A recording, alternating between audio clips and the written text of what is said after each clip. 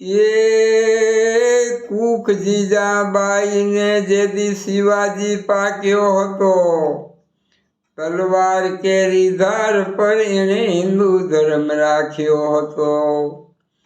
પુત્રને પડકાર કરતી મરજે સમર મેદાનમાં, અમ દેશની એ આર્ય રમણી અમર છે ઇતિહાસમાં, અમર છે ઇતિહાસમાં.